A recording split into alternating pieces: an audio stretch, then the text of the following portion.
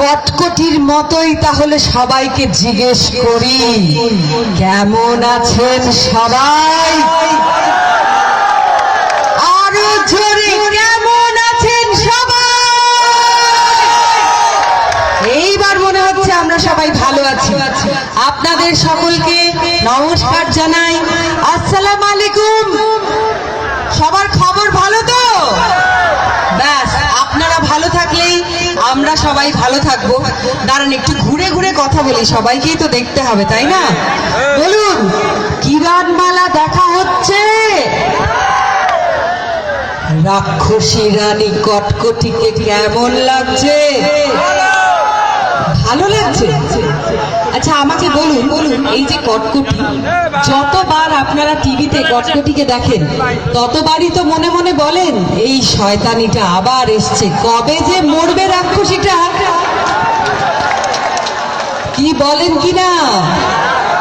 কিন্তু এবার একটা কথা বলুন, কিরণমালা দেখতে বসে যদি 2 দিন বা 3 দিন পর পর কটকটিকে বদমাইশি করতে না দেখা যায়, তাহলে কি ভালো লাগবে? না। কটকটি কি বদমাইশি করলো, কিরণমালাকে কি করে ফাঁসালো, আর তারপর কিরণমালা কি করে নিজেকে আর সবাইকে সেই বিপদের হাত থেকে রক্ষা করে, সেটা দেখার জন্যই আমরা সবাই কিরণমালা দেখতে এত ভালোবাসি। তো কটকটির সেই রাগ, কটকটির সেই ডায়লগ, কটকটির সেই হাসি সবই হবে, কিন্তু প্রথমেই যদি কটকটিকে নিয়ে সব গল্প শেষ করে ফেলি তাহলে তো আসল মজাটাই নষ্ট হয়ে যাবে।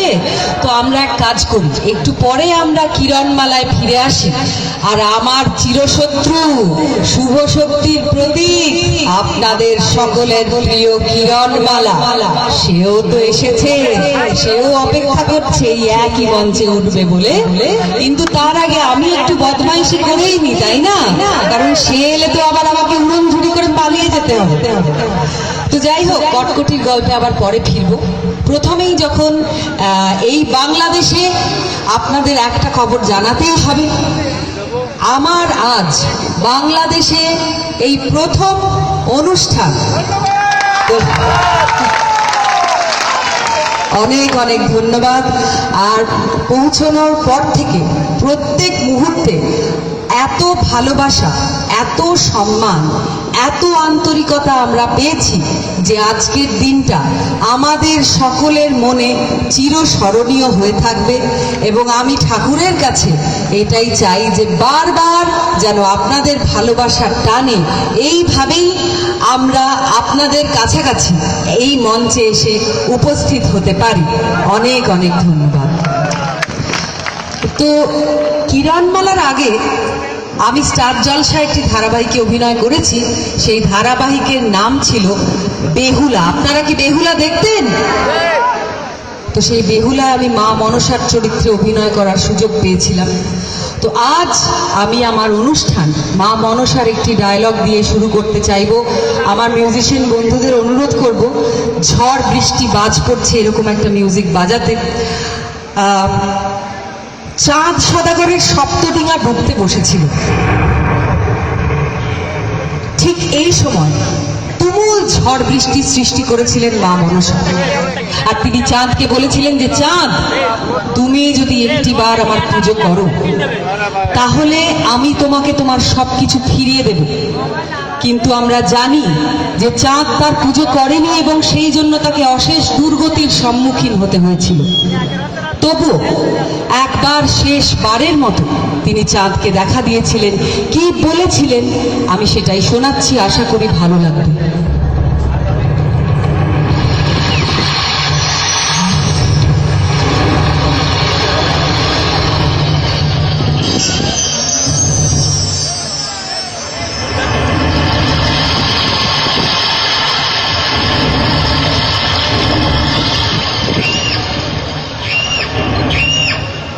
স্তব্ধ হও, স্তব্ধ হও মূর্খ বণিক। অনেকক্ষণ সহ্য করেছি আমি তোমার অর্থহীন প্রলাপ। এবার শুধু আমি বলবো, আর তুমি শুধু শুনবে। শোনো, আমি যেমন বিষময়ী, ঠিক তেমনই আমি বিষহরি।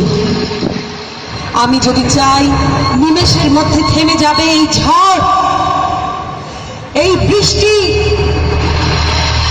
এই মহাপ্রলয়। ভেবে দেখো চান, এখনো সময় আছে, ভেবে দেখো আমার পুজো করবে কিনা। এ কথা তুমি নিশ্চয়ই জানো চান, আমি তোমার 6 পুত্রের প্রাণ হরণ করেছি। কিন্তু এ কথা তুমি জানো কি, আমি আজও তোমার সেই 6 পুত্রের মৃতদেহ সযত্নে রেখে দিয়েছি।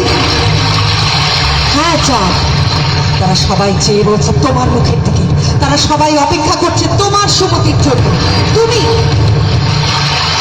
তুমি যদি একটিবার আমার পুজো করো চান, তাহলে নিমেষের মধ্যে তারা ফিরে পাবে তাদের প্রাণ।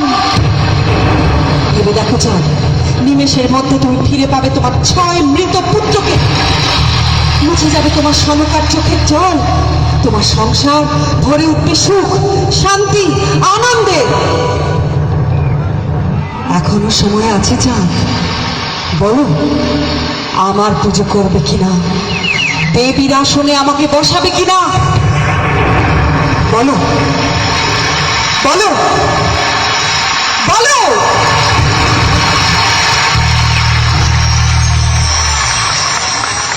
অনেক অনেক ধন্যবাদ এই সুন্দর হাততালিটার জন্য।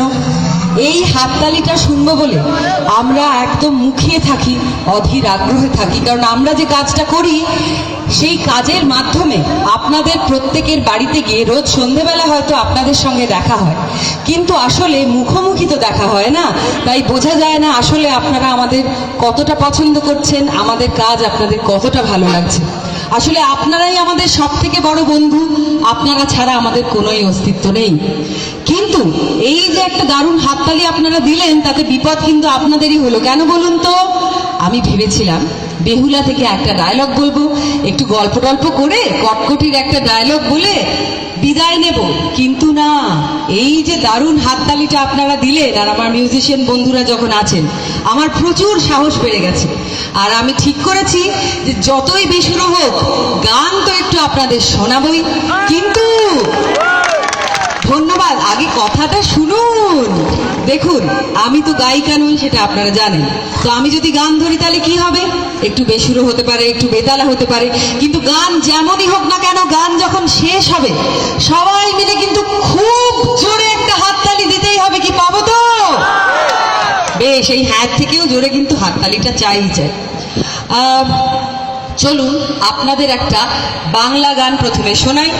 এটা আমার খুব প্রিয় গান, আমাদের প্রিয় উষাদির গাওয়া একটা মিষ্টি প্রেমের গান, উষা উত্তুপের গাওয়া গান। দেখা যাক ভালো লাগে কিনা।